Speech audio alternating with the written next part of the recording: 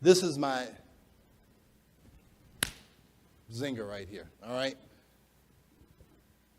Significant estrogen and menopause. How many in their training have been told, and even not in their training, just by the general media, that menopause is an estrogen deficiency problem?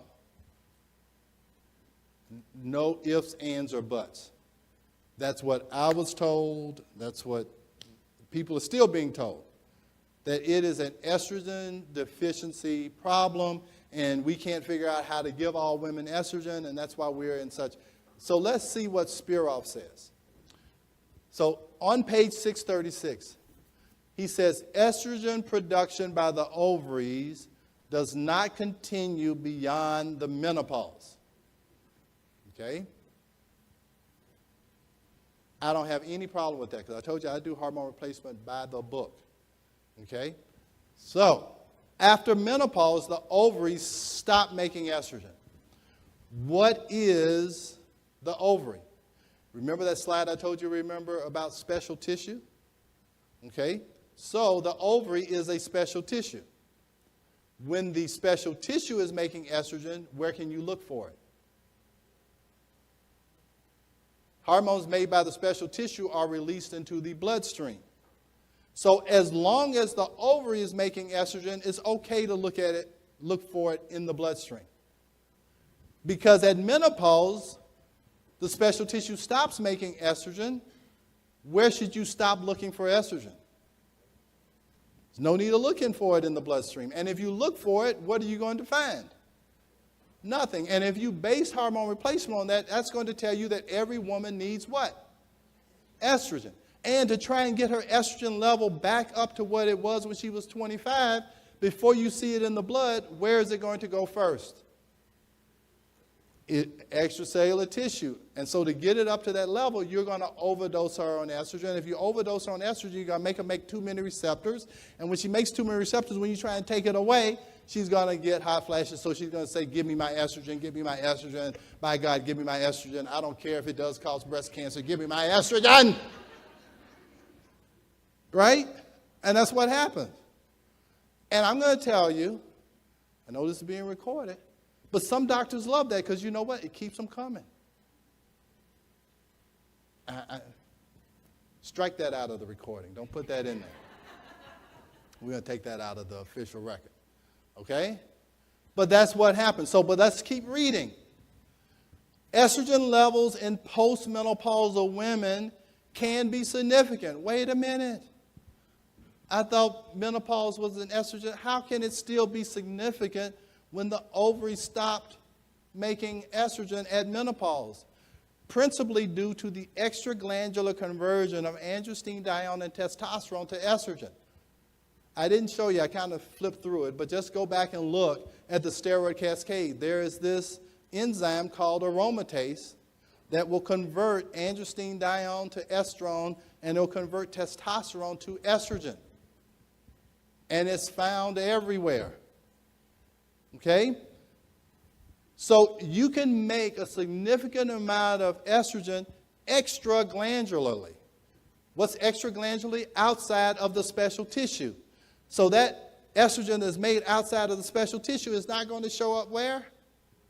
In the bloodstream. And you know what? Aromatase is in men too. So if I overdose them on androstenedione and testosterone, what are they going to make? Estrogen. And what does estrogen do to clotting factors? It raises them. What is the FDA concerned about with testosterone? And everybody's, oh, we got to do a study. We got to do a study. We got to do it.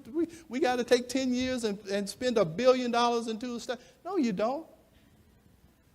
Open up the biochemistry book. I got 5 minutes. Oh. Principally due to extraglandular. So it's not a mystery. None of this stuff is a mystery. But people want to act like it's a mystery. I could have told you that. I told people that a long time ago. Don't get careful. But you know what?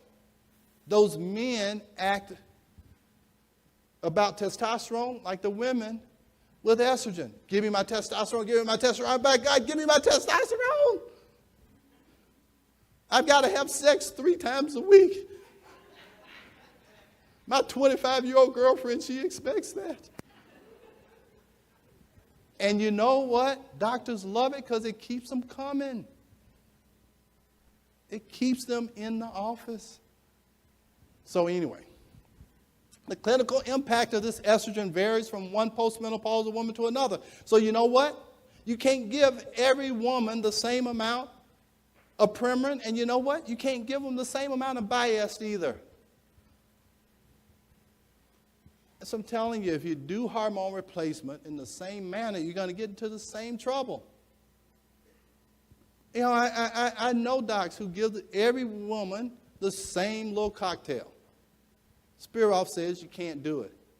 I might be stepping on people's toes, but I'm just telling you what Spiroff said. If you don't like it, call up Spiroff. He wrote the book. Okay? The clinical impact of this estrogen varies from one postmenopausal woman to another, depending on the degree of extraglandular production modified by a variety of factors. The percent conversion of androstenedione to estrogen correlates with body weight. Increased production of estrogen from androstenedione with increasing body weight is probably due to the ability of fat to aromatize androgens. This fact and a decrease in the levels of sex hormone binding globulin, and if you decrease the binding globulin, you're going to increase the free amount of estrogen or testosterone, either one, contribute to the well-known association between obesity and the development of endometrial cancer. Body weight, therefore, has a positive correlation with circulating levels of estrogen and estradiol. I'll tell you, patient walks into my office, I know whether or not they're going to need estrogen or not. If they're thin, probably they are. If they're not, they probably are not going to need it. If they're thin, they probably are. If they're not thin, they probably are not going to need estrogen. Because I understand this. Now, different women are different. You may be fooled, so you test everybody. I don't just go by body weight, but Spiroff says a body weight is a good indicator. So I do hormone replacement by the book. I'm going to stop here. Like I said, you're going to, I'll be around to talk. You can come to other lectures. But I want you guys to have the courage to do what you're supposed to do, what you have learned and remembered to do, and don't just follow the crowd. Because there is a big crowd. I didn't give you my caterpillar story, but there's a crowd of people out there giving a lot of hormones to a lot of people. And hormones make beta endorphins. They make patients feel better.